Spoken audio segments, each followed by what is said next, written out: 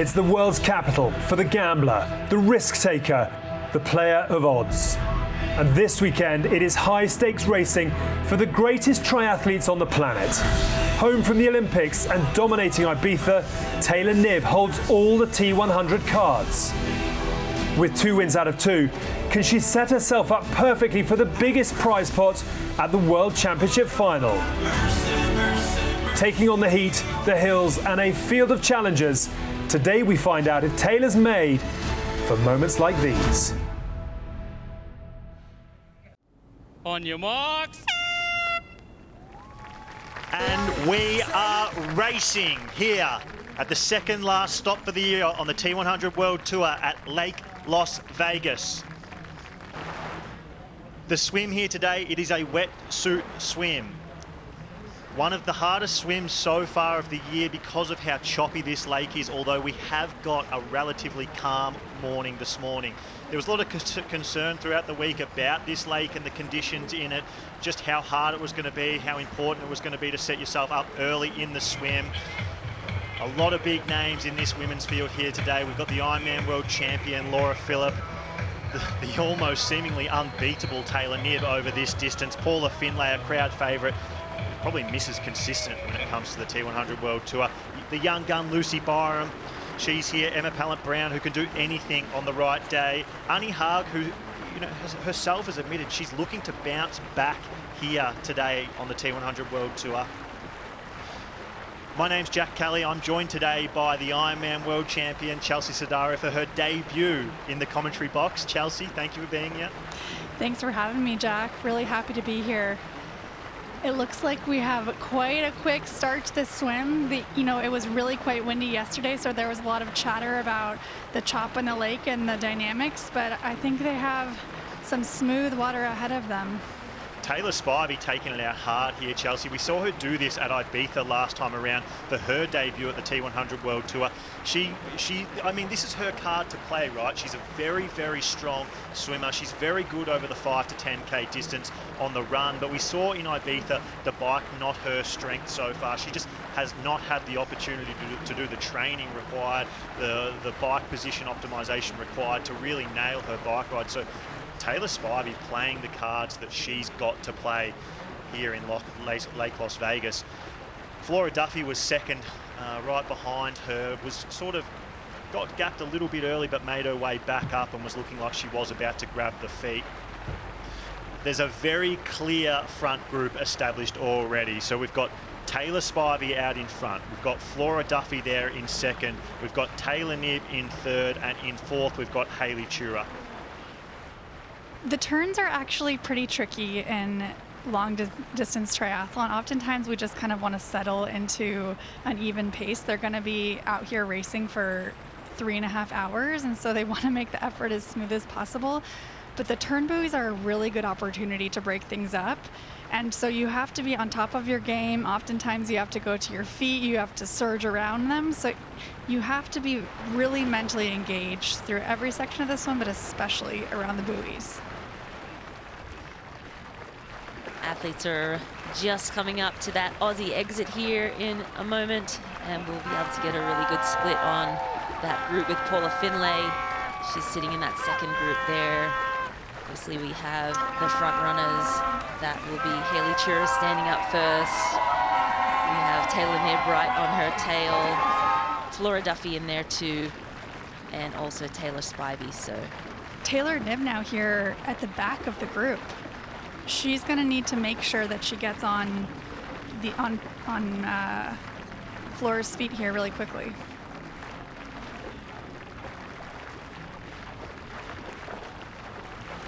Yes, and now the waiting game. Everybody has their stopwatches out, see what the gap is. Back to this group with Paula Findlay. Get a good look at the women coming out there. It's Paula in the yellow cap. See the numbers on these women. Here we go. Devet, Darren in that group, so only 38 seconds back. Katie Curran as well in that group.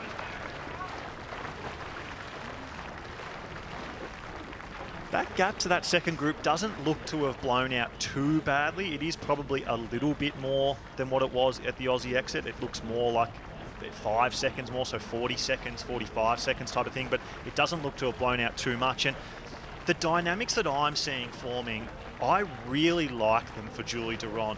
Taylor Knibb is going to go get into T1 and probably have to ride by herself. We know that she's notorious for getting on the bike in the first 10 to 20 kilometres, riding just ridiculously hard. She puts a lot of her time into her competitors over that first 20 kilometres before things start to even out.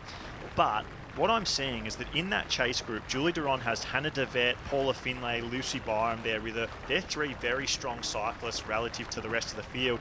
And if she can just work with those three women, or even just one of them, maybe in Paula Finlay or Lucy Byram, I really like. I think this is in my mind, this is the first time that there's really any danger for Taylor Knibb so far in 2024. Like, I'm actually excited about a race that Taylor Knibb's in for once, because I don't think she's going to have it all her own way from what I'm seeing here early in the swim.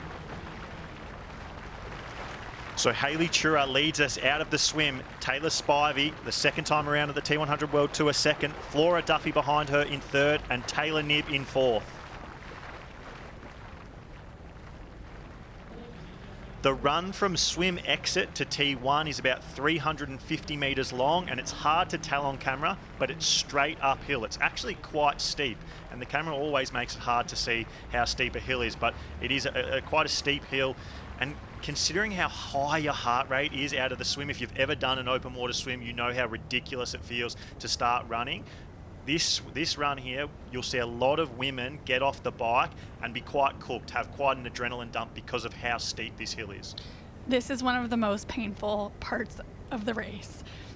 Transition, you've been, in a horizontal plane for the last 25 minutes, pursuing a smooth rhythm, and all of a sudden you stand up and you sprint uphill. So this is very tough. They're going to need to calm themselves, really center their breathing as they're going into transition so that they can execute a smooth T1 and get off on the bike. I think in Taylor Knibb's head right now, she's thinking about her own race and what she has to do here out of T1. And just checking the watch here, Chelsea, do you think she's looking at heart rate, or do you think she's looking at her time? What do you think the check was for? Taylor is a very detail-oriented athlete. She loves the data. She loves to know exactly where she is, and she's very calculated. So I'm not sure, if she's looking at pace or heart rate. Maybe she's just trying to keep things under control in this section, but she doesn't know where she is compared to the athletes behind her at this stage. Surely heart rate there, right?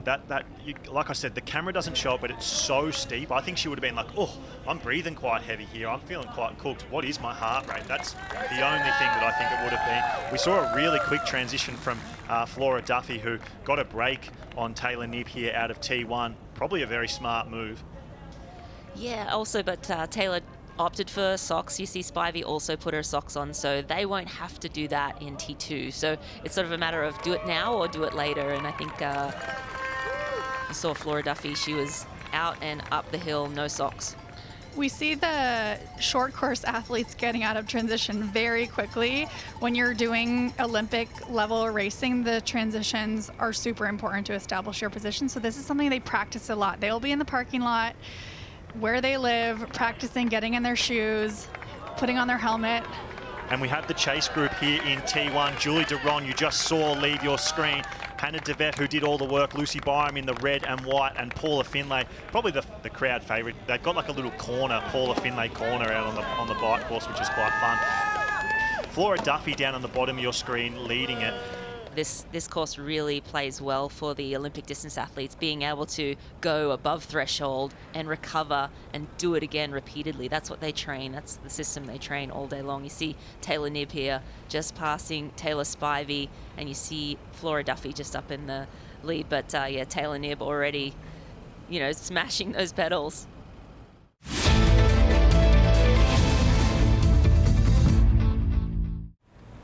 So we just got a replay here. This happened about 2 kilometres ago where Taylor Knibb made the pass at the top of the first climb. Flora Duffy led the race for about 5.8 kilometres. That's about as long as anyone's led a bike race that Taylor Knibb's involved in recently. And it was a strong pass when she did make it. You can guarantee that Taylor Knibb is pushing down and pushing big power there. And for Flora in this moment, she's got a decision to make. Do I go with her? Do I push above what maybe my threshold is and just see what happens? Or is now the time where I settle into my own rhythm and let Taylor Knibb go up the road? Is Julie Duron now the person to challenge Taylor Knibb? Yeah, that's a good question, Jack. I think as we look at this race now and what transpired in Ibiza, the answer has to be yes. Having said that, I still think that Ashley Gentle Taylor Knibb rivalry is still sort of in the background and for the overall. But yeah, Julie Duron now really pushing herself forward into that conversation. And Ash Gentle not racing here today, saving herself for the grand final in Dubai. What would she be thinking right now watching this battle between Taylor Knibb and Julie Duron unfold? Yeah, I think she'll be thinking what we're thinking. Julie Duron has arrived and she is another legit factor in the T100 series. Now, whether Julie Duron decides to focus on the T100 series next year or whether she goes back to Olympic distance will be the big question. But for this year, for Ash Gentle, I think she'll definitely have Julie on her radar and will have already after Ibiza. Lucy Byram, a 1-minute drafting penalty. Wonder where that happened. Maybe with Paula Finlay early on in the bike. Yeah, Lucy Byram, that's disappointing, but maybe she is pushing the limits a little bit and riding too close if that's the second time there's been issues. Taylor Spivey historically has probably been the stronger of these two athletes over the short course distance, but recently we've seen that flip and Julie Duron has definitely asserted herself as a better short course athlete. We saw what she did at the Olympics coming second. I don't think that was a surprise to anyone with how her 2024 season is going. Talk to me about the mentality here, Chelsea. Taylor Spivey historically would probably ride away from Julie Duron in a short course race, but now the kind of roles are reversed a little bit. We saw this massive breakout performance from Julie Duron in Paris. She earned the surprise silver medalist. I don't think anyone had her picked for the podium except for, I'm sure, herself and her team. It seems to me like she has gone this new level of confidence from that Paris performance and really feels like she can take on the world and bet on herself. Taylor Spivey is not putting a ton of pressure on this series. I think she's, happy to be here. She wants to mix it up, but she said she's more just trying to get experience for next year and hoping to earn another contract so she can put a bigger focus on the T100. Back with Taylor Knibb here out at the front of the T100 Lake Las Vegas, the second last stop on the T100 World Tour. We are 30 kilometres into this bike ride and Taylor Knibb finds herself over 2 minutes in front out at the front of this race today. We also just received a note, more carnage on the course. Annie Haag, a puncture, which I really hope not again is not true. Yeah. And we've got eyes on Annie Haag here. Oh, this is day done for Annie Haag. She'll be back over 12 minutes behind the lead by now and clearly still having issues, not looking like she's about to start. She's trying to inflate the tyre right there. That is day done for Annie Haag. I know we don't like to call it early in broadcast. It's one of the golden rules. Don't call the race before it's done, but that's day done for Annie Haag. She'll be 15, 20 minutes back before she starts. So, yeah, Annie Haag's one of the greatest to ever do it, but, yeah, she's not that great. Julie Duron for the first time today is up into second place. Flora Duffy has been sitting in second for about 30 kilometres now. She has 45 seconds to sort of drop back from Julie Duron there, or you get a drafting penalty. So you see that blue light there, now orange light on Julie Duron's bike. That means that Flora Duffy has got out of the draft zone. So we know that gap there right now is more than 20 metres, so definitely within the 45 seconds there. Flora might actually be happy that she came by her. Flora has been riding by herself now for over 40K, and... Oh, he's got the blue card. That Tio's got a blue card in his hand. Flora Duffy did get back into the draft zone. You saw the flashing light happen. Is he going to go up to Flora Duffy here? It looks like it, and there it is, the blue card. No. Flora Duffy has got a drafting penalty. It was after that downhill. Flora Duffy went back into the draft zone behind Julie Duron. I did see the light flash for about 10 seconds and wondered in my own head, will she get a penalty there? And she has. So that's a minute drafting penalty. You see the penalty box there. That's where, on the left-hand side of your screen, that's where Flora Duffy will have to take it right now, because you do have to take it at the very next drafting tent. If you don't take it, you are DQ'd. So we're going to see Flora Duffy step off here at this tent and take a 1 minute stop at the side of the road. That's such a bummer for Flora. I'm sure she, like I was saying, was looking forward to having somebody to work with.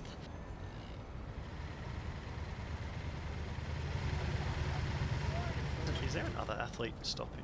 Oh, it's Annie Haug in the background, stopping for a spare wheel.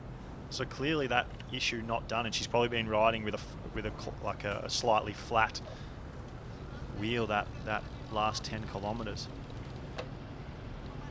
So we are back with Paula Finlay there. Flora Duffy teetering just on the edge of 20 metres with Paula Finlay, and has been for about the last 5 to 10 kilometres. The battle kind of is unfolding here from 2nd to 5th between Lucy Byram, Julie Duron, Paula Finlay and Flora Duffy. They're all within about a minute of each other. Taylor Knibb out in front by herself, 4 minutes and 40 seconds ahead of Lucy Byram in 2nd, 4:45 ahead of Julie Duron in 3rd. So if you take those run times at Ibiza, Taylor Knibb, she's more than 4.5 minutes ahead of Julie Duron. So clearly Taylor Knibb is on a very strong day out here on the bike, and there's still 15.8 kilometres to go. So that's one full lap to go here on this brutally hilly bike course at T100 Lake Las Vegas.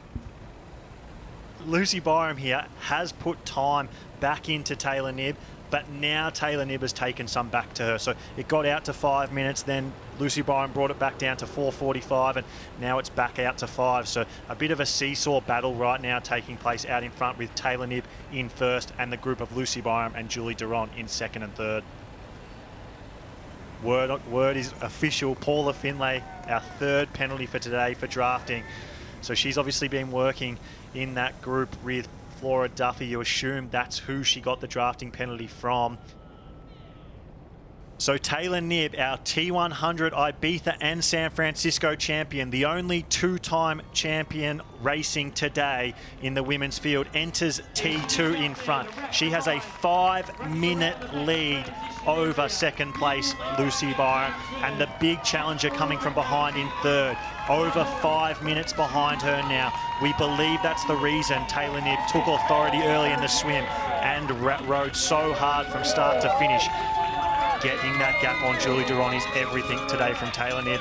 And like Marinda Carfrae just talked about, these first few steps today for Taylor Knibb will be so important on this brutally hard run course. It has over 500 metres elevation, over 18 kilometres. It's up and down all day, short punchy climbs, short steep descents. You run across the fairway of a golf course. It's really soft grass. It's brutal, to be honest. You run on some dirt. This is the hardest run course we've had so far this year at the T100 World Tour. I think Taylor Knibb actually looks really good coming out of T2. So Lucy Byram, the young gun of the T100 World Tour, is just about to make her way into Transition 2. Like we talked about, she had been working with Julie Duron for about 20 kilometres, but towards the back end of the bike, she has dropped her, and she does enter Transition 2 here completely by herself in 2nd place.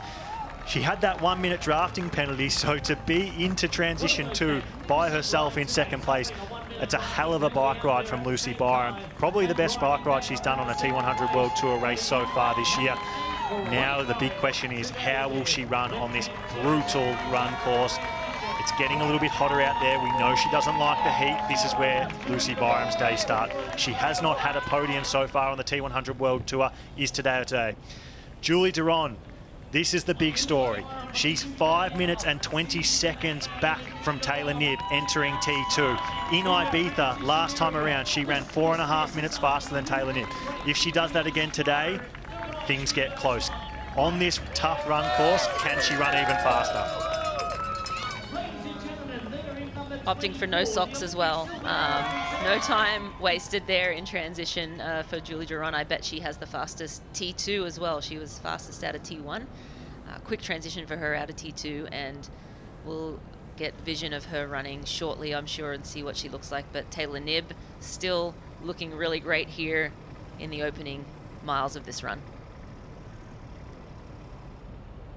So Lucy Byram, she's young. She finds herself in one of the best positions she ever has on the T100 World Tour. Chelsea, Julie Duron's blown past her there. What does she do now? Does she base her pace off Julie Duron, or does she go into her own pace and just go, okay, now it's just for me, it's holding on to third in the podium? Yeah, Lucy Byram needs to focus on herself, focus on her race plan. She is just, biked phenomenally hard. She was working really hard out there, and for her to go with Julie Duron right now, I think would be the wrong call. She's just setting herself up to maybe blow up.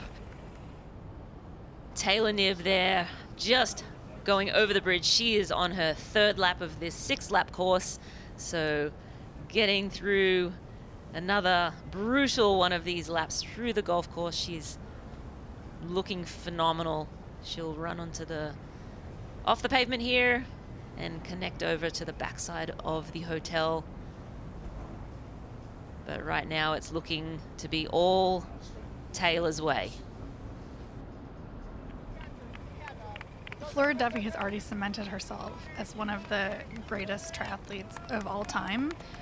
I think it's quite courageous to step up to this next distance late in her career. She wants a challenge. She feels like she's ticked all the boxes of the short course world and wants to find out what she's made of. Taylor Knibb lapping Paula Findlay. Paula Findlay is one of the best athletes in the sport. That just shows how great Taylor is racing today. She is really putting together that perfect day. I'm sure she will have things, that she says about the race that she could have done better after the race, but honestly, I think we're seeing Taylor's full potential on display here today. And so here it is, the battle for third, the young Lucy Byram versus the wily veteran Flora Duffy, the Olympic medalist. Neither of these women have podiumed at a T100 race before. It was both of their goals. Flora Duffy said in an interview, all she wants is to battle for a podium spot. Lucy Byram, for a year she's been chasing a T100 podium. She's come fourth, she's come fifth. She had it in her grasp today, and Flora Duffy has just taken it right off her. Can Lucy Byram fight back? Does she have anything left? There's no one coming from behind. This is the battle right now for the podium. Flora Duffy versus Lucy Byram. Lucy Byram, can you give any more? Can you hold on? Or is the Olympic champion going to get the job done? Taylor Knibb, your T100 San Francisco champion, your T100 Ibiza champion, and now about to be the first female to ever win 3 T100 races. Yes, Ashley Gentle has 5 wins, but only 2 T100 wins. With this victory, Taylor Knibb will cement herself as the overall leader in the 2024 T100 World Tour. A perfect 3 races, 3 wins, and none of them more impressive than today. She led the swim. She completely dominated the bike, and she's found her home here at Lake Las Vegas on the run course. Taylor Knibb, your T100 Lake Las Vegas champion. 3 from 3, the best in the sport right now. Taylor Knibb, you're on another level. Julie Duron's the only one right now who it looks like might be able to push Taylor Knibb, and she's done that today.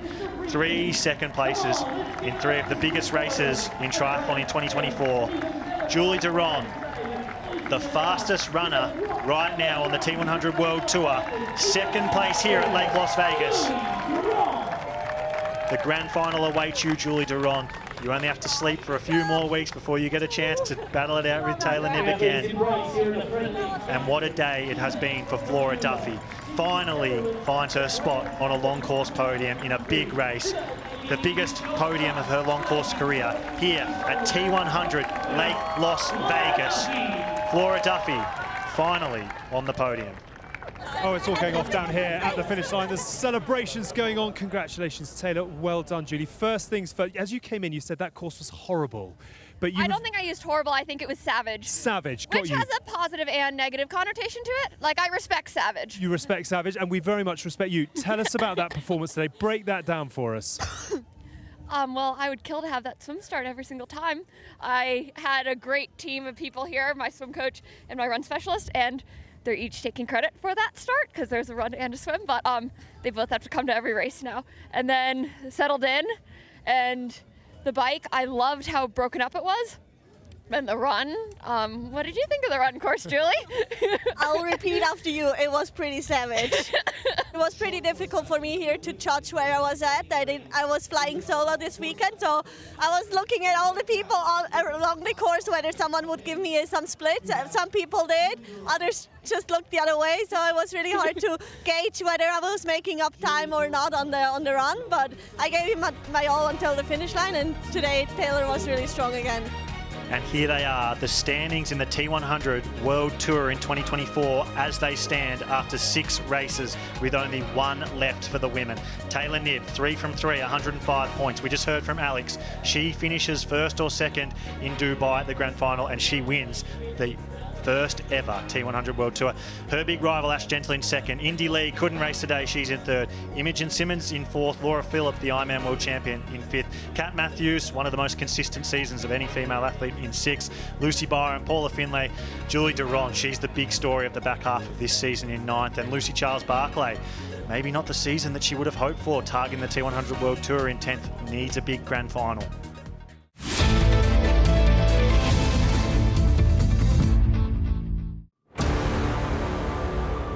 Take the bright lights, the high risk, and the heat of the desert.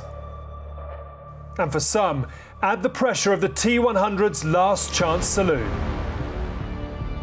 Leading out on home soil is the ever-popular Sam Long, short odds on another win for his collection.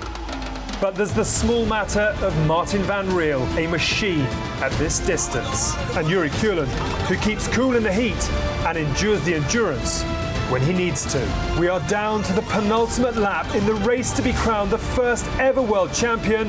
The T100 stellar athletes are all in the entertainment capital of the world. Well, here we are, the start line for the T100 Lake Las Vegas men's race. There was testosterone everywhere. And we are racing here at Lake Las Vegas for T100, the 6th stop on the T100 World Tour. The men are in the water, and just like always, the men have started fast. We see 3 very clear groups, one on the left, one in the middle, and one out on the right. As has happened every race so far in the men's season, for about 300 metres they're together, and then things blow up and gaps start to form. So we are in that early stage of just letting things settle before we see who is going to take the pace out early. We've got Mark Dubrick over in the red cap. He's leading that middle group. We've then got Josh Amberger right next to him. So Josh Amberger and Mark Dubrick are the 2 who have taken out both of their groups hard. And on the other side, it does look like it's Aaron Royal out there. I'm joined, just like I was for the women's race, by Chelsea Sodaro. Chelsea, what are we seeing here early on in the men's race? The water looks a bit choppier than we saw this morning for the women. With that early start, the wind was fairly low, but now the wind is blowing. The conditions are tougher. Of course, the chop is more superficial, but it's a little more challenging to navigate. And believe it or not, conditions like this sometimes favor swimmers who don't have maybe the most beautiful stroke in the pool, more scrappy kind of athletes. This may keep things a little closer together. Yeah, long and slow strokes don't work in choppy open water. We can see Mark Dubrick. He's a wild card, an American local. He's the one who's taking the pace out hot here today. Martin van Riel there in the orange cap. You can see in the purple cap, that's Yalagines. He's the man to watch, according to Martin van Riel. So Martin van Riel in the orange cap and Mark Dubrick, they are starting to come together there. You can see Martin over on the left is working his way into that group led by Mark Dubrick. Just like always, you can see that with the men, it does tend to string out quite quickly. We don't necessarily see the same group that we see in the women's race, where it's always the same 3 or 4 who break away early, and then there's a big gap back to the next chase group, which is full of the favourites. With the men, it tends to always happen like this. One of the men takes the lead early, strings it out, and then the gap sort of establishes over about 400 to 500 metres, and it's Mark Dubrick who's done that here early today. So we can see Henry Schumann has made the move around Mark Dubrick at the turnaround buoy. We did expect to see Henry Schumann at the front of this swim at some stage. It's very rare that he doesn't lead a swim at some point, but Mark Dubrick doing a little bit of work would have been great for Henry, I would think, and you can see they have established a gap there. Henry Schumann now heading up to the front, and you see they're strung out again in that single file. Rinny, look way at the back, not even at the turn buoy yet. That's got to be Sam Long. If you look at the first red tee, between the two red buoys, there's a swimmer. Look how far that gap is to Sam. That's huge. This is minutes. Like, this here in itself is already probably like a minute 45 or something like that. And they've still got a K&a-half to go. Yeah, I believe that's Sam Long. This is not the way that he wanted to start this race. He's doing porpoise the whole time. He's going to bleed so much time here. This is not what we want. We would have thought the wetsuit swim would suit him. It's really hot out there now, and the bike and run are going to suit him in this heat. But because of this chop, he's clearly not dealing well in the choppy open water, and he's losing a lot of time. This could be 5+ minutes looking at it. The beauty of an Aussie exit, Rinny, is that you get a chance to see where everyone else is relative to you. What do you think this lead group will think when they see that they've already got a gap to everyone else? You know, I think they'll see that, you know, yes, there's a little bit of a gap, but they're not even going to know where Sam Long is, honestly. I think, and he's probably the athlete that they want to push away from most. So if they do happen to see him way back, I actually don't think they'll know where he is. They'll just think he's maybe in one of those packs behind. So it's so chaotic in those Aussie exits. You kind of hop out, you're kind of checking like more who is on your shoulder and not necessarily like further back in the field. So I don't think they'll really have a good sense of where everyone is until they get on the bike there. I still want to know whether it was Yella or Fred who got that last position in this group, because it was both of them who were struggling to hold on. It does look like Yella, doesn't it? Oh, nope. No, it's Justice. Wow, great swim.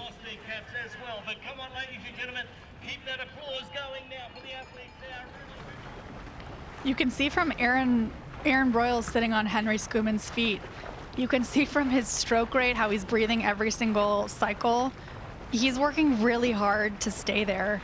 We often see Aaron Royal leading these T100 swims fairly effortlessly. That's not the case today. There's even a gap there from Aaron Royal to Mark Dubrick. This is breaking up. So we've got Henry Schumann, Aaron Royal, Martin Van Riel, Alistair Brownlee, Justus Neischling, and Mark Dubrick at the back of this race. This is a really, really interesting position. They've got the long run up into T1. It's about 350 metres. It's all uphill. The boys' heart rates will be through the roof. And this is like where there can be big gaps established early on the bike. Someone just needs to go and take charge of it. Will it be Alistair Brownlee? Will it be Martin Van Riel? The big thing is, how hard are Martin Van Riel and Alistair Brownlee going to ride? Are they going to give anyone else from that chase group even a chance to come back up to the front of the race? Because if they don't let up, if they just push hard, no one's going to come up to them. So it's really up to them. This is interesting. Martin Van Riel electing to put on socks, so he must be fairly confident in his transition in this first section of his bike. We don't see that a ton. Certainly not in the men's field, but you see Van Riel on screen right now, making sure everything is taken care of, cleaned up in transition. You have to make sure all of your gear is put into that box, or you can have a penalty, a 30-second penalty. So he's at the back of that front group, electing to put socks on, which will mean he won't need to stop and put socks on. That's Mathis Magier. That's the athlete we were talking about, who is probably the strongest cyclist in that chase pack, we should say. The biggest thing that happened there is that because of Martin Van Riel's slow transition, he came out of T1 with Jelle Geens, so he let that second group back up to him. So now that opens the door for Jelle Geens and Matthias to sit on with Martin and make their way to the front of the race. So that slow transition from Martin Van Riel will have a bigger impact on this race than you would think. Jason West was also in there. He's been having a tough season, but if he can put the bike together anything is really possible for him. He's such a strong runner. If he has someone like Martin Van Riel to tow him around the course at legal distance, that is, he could play a factor. Fred Funk. Fred Funk showing you how to get the wetsuit off quickly. See him kick his legs out there. Fred Funk off the back of that group. Fred Funk is a solid swimmer, but a very good cyclist. So Fred wanting to make quick work of this transition and tack on as quickly as he can now. An interesting thing about Fred, he never races well in America. All of his good races are in Europe. So maybe the American curse continues for Fred Funk. Early on, it does look like it. We see that Alistair Brownlee has gone to the front of the race here. He's gone past Henry Schumann. We would expect that. Alistair definitely the strongest cyclist of this front group now that Martin Van Riel has dropped back. So it's kind of maybe up to the Alistair Brownlee of old, like he used to do, take charge at the front of these races out of T1.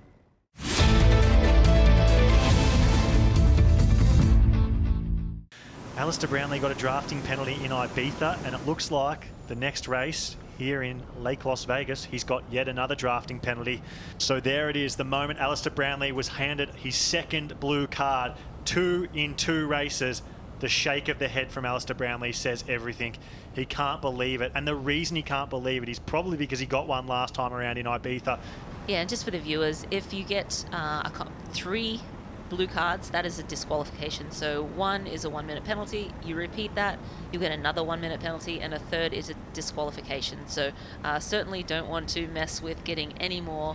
Of course, you don't want to get 1 in the first place, but Alistair Brownlee, I think, will be very cognizant of where he is in relation to the bike in front of him. Justus, Martin, we see Matthias just passing Martin as well, and then Jelle Geens. They are the four fastest movers out on course. The other man who would have been with them had it not been for his 1-minute drafting penalty, Alistair Brownlee, is in 5th. So there's no one coming from behind them in the field who is riding faster than them. These 4 men, Matthias Margirier, who's just taking the lead, Justus Nyslag, Martin Van Riel and Jelle Geens, they're in front, and they are the fastest movers out on course. An up and down day so far for Alistair Brownlee, and this man in your screen, Matthias Margirier, and this man, the 2-time champion, Martin Van Riel, looking for a 3rd title. They are the 2 making the day hard for him. They have also established a little bit of a gap back to Justus and Jelle Geens. Martin Van Riel, Matthias Margirier, is this the defining move of the day? I don't know Martin Van Riel well enough to, I guess, read his tells, but he's coming out of the saddle a bit more. He did go into the lead, but he has a lot of head movement there. When you see a lot of upper body movement, that's when you usually can tell that there is some suffering happening, which we might expect on the 4th of 5 laps here on the bike course in Lake Las Vegas. This could make for a very exciting run here for our viewers. I'm just hoping that we can get this magical day to develop with Martin Van Riel hammering it out at the front, with Jelle Geens, Jason West coming from behind. It could happen. We could have a very close finish on our hands. Alistair Brownlee too, no slip when it comes to running as well. So yeah, some big names in the front, men who can run. Obviously the 3 you mentioned are the big 3 that we're really looking to, but a couple other men there certainly inserting their name into the conversation for top 3. Athletes making their final turnaround at the bottom of the course there. They will head up past the penalty box, take a hard right into transition 2, and then we will be in for a running race. Ladies and gentlemen, this is going to be a gloves off sort of run. It's what we've been waiting for all day, right, Rinny? It kind of feels like we've been in a lull. Martin Van Riel has slowed down at the back end of this bike ride, as has Matthias Margirier. And the reason why is because they know this moment has been approaching. T2. This run course, we've talked about it all day. It is savage. 500 metres elevation, short, sharp climbs, short, steep descents, grass, dirt. It's relentless. It doesn't give up. We have Martin Van Riel here, who has shown that he is the strongest runner over 18 kilometres both times he's done the distance. He won Ibiza, he won San Francisco. He looks cooked. He looks like that bike has really taken it out of him. He hasn't looked like that entering T2 at either of the races he's done. That doesn't mean he's not going to run well. It just means that was a tough bike ride, and he's about to face a tough 18-kilometre run. Because he put those socks on in T1, he gets the early jump out of T2.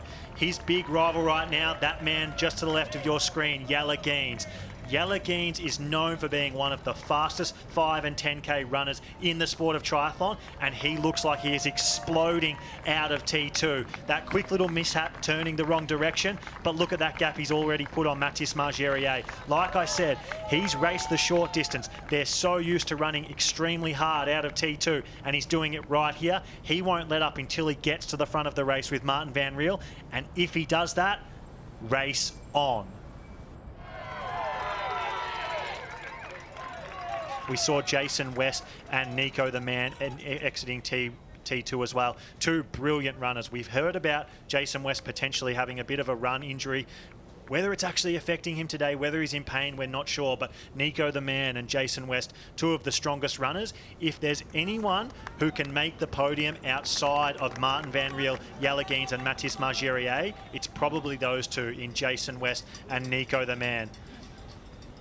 So Jelle Geens has made his way up. He's only about 15 metres behind Martin Van Riel right now. Exiting T2, we know he's a brilliant transitioner. We saw it in T1 and T2. He does take a little bit of a wrong left-hand turn. You can see him in the left-hand side of your screen there.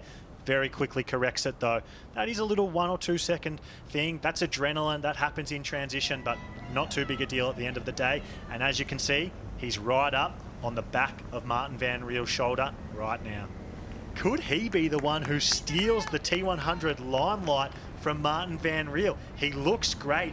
Martin looks, if anything, a little bit more serious, a little bit, I don't want to say bad because he looks great, but of the two, Jelle Geens looks like the one that's full of running. And just like that, he's taken the lead. Jelle Geens takes the lead here at T100 Lake Las Vegas up the second climb of the day. Can Martin Van Riel hold on to him up the climb? Jelle Geens is breaking away a little bit here, Rinny. Unbelievable. Yeah, you see that move was very decisive, and he's got his foot on the gas right now, and Martin Van Riel is doing everything he can to not let that lead go. But right now, Jelle Geens just has more energy. He has more pop in his step. Oh, Jason West cramping as we speak. So that is really, really disappointing to see. This happened to him in Singapore as well this year. He had the stomach cramp issues.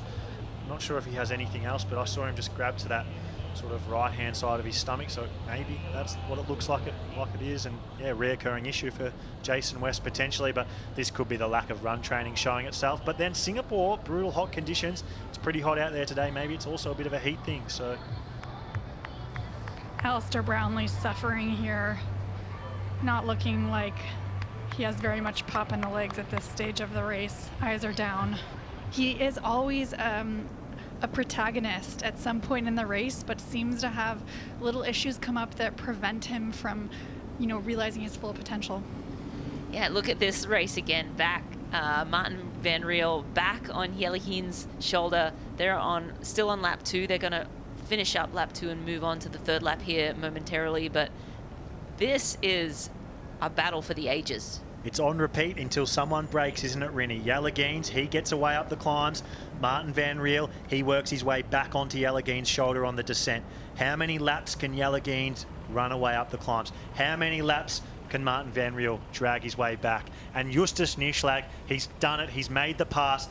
He's on debut here at the T100 World Tour, and he finds himself on the podium in third position. And just over the crest of this climb, Peter Hemrich does make the move into fourth. So that's a big move there from Peter Hemrich.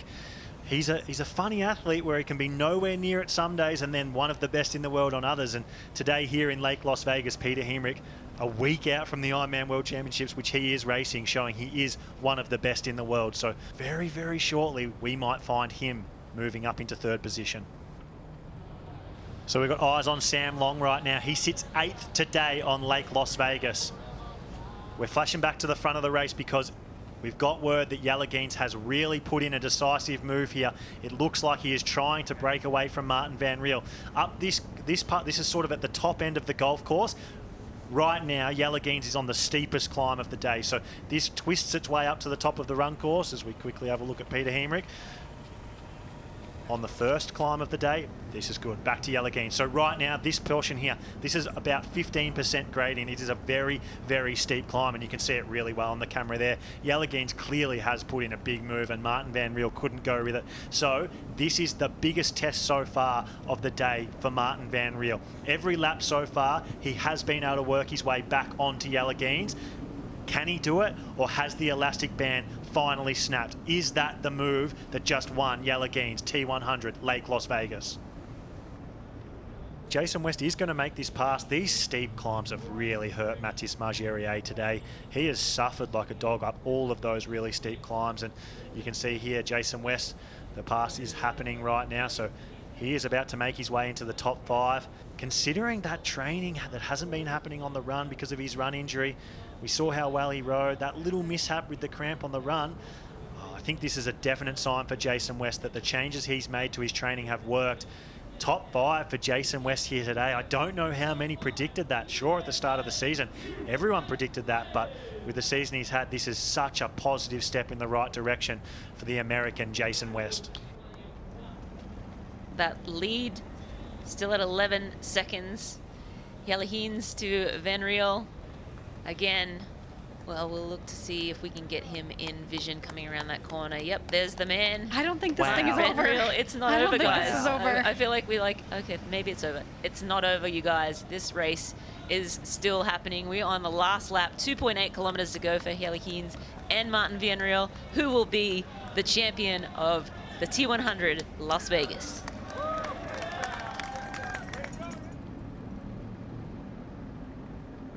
He's feeling the pain though right now because he keeps on looking back over his shoulder. One of the cardinal rules in run racing is that you do not look behind you. But he knows that what's behind him is incredibly hard charging, and he wants to make sure that he can maintain this lead going into the finish. Wow, what an incredible picture. You can see that lead that Yelagines has developed. Martin Van Riel not giving up. His stride is still opened up. He's still charging forward, but this is going to be a really hard deficit to make up at this point. Yelagines on debut at the T100 World Tour. He kind of lost his way a little bit in short course racing. He wasn't the beast he used to be. He had some mixed results over Ironman 70.3 racing. But Yelagines today here on debut at the T100 World Tour has found his home. The emergence of a star. Yelagines wins T100 Lake Las Vegas.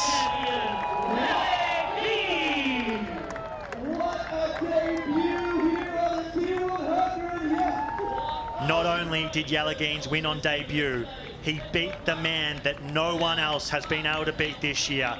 Our T100 San Francisco champion, our T100 Ibiza champion, 2 wins from 2 starts at the T100 World Tour. Martin Van Riel, 2nd place today after 3.5 hours of suffering at Lake Las Vegas. There's a new rival in Martin Van Riel's life. His name's Yelagines. 2nd place, Martin Van Riel. Justus Nieschlag on debut here at the T100 World Tour. 3rd place, and you saw, jumped across the finish line, ecstatic with his performance here today. We are joined by, I think they're going to call it the jewel in the desert in years to come. Jelle Martin, congratulations. What a tussle that was. But to you, the victor of the spoils, what a day, what a race. You are the T100 champion here in Lake Las Vegas. How does that sound? Yeah, sounds crazy. I guess a month ago I wasn't sure even if I could start here, so to now win here, it's a great honor, and it was a hard and tough battle with Martin, and yeah, we've said for years when we were still doing short course it would be cool to be on the podium together, and never happened in short course, but it happened now in our first battle over a middle distance race. And Martin, a phenomenal race again. You were so tough out there. You hung in there. You said it looked like you didn't have the legs at the start, but you kept coming back. Tell us a little bit about that race for you. Yeah, it was very tough from start to the end. Actually, like the course is brutal, and on the bike we had Mattis really pushing, and I tried to push a bit as well, but I was actually suffering on the bike already. I saw Yellow was yo-yoing a little bit with the group, and then on the run it was basically the same. I mean, he's lighter than me, so on the uphills he definitely had the advantage, but on the downhills I always just try to use the gravity Yes, you did that beautifully. to pull him back. But yeah, in the end I cracked. I didn't have it, so I'm very happy that it's Yellow that takes away the streak. And here we have the standings so far. The T100 2024 standings as it stands right now after that race. So Martin Van Riel on top, 98 points. Only just missing out on the maximum points with 2 firsts and a second. So possible 105 points, he stands on 98. Magnus Ditlev watching back home from Kona. He stands second, the Miami champion on 79 points. Kyle Smith, a really, really hot patch in the middle of the year, but hasn't been able to make it to the last 2 races and has watched Martin Van Riel take over the show. Sam Laidlow, he's proven to the world that he's one of the best over this distance in 4th place with 75 points. Sam Long hung tough all day today, pure grit. Right from the start today, it has been drama, and right at the end, we have had drama as well. It all leads now to a fantastic conclusion in Dubai in 1 month's time. Do not miss it. We'll see you then. But from all of us, bye for now.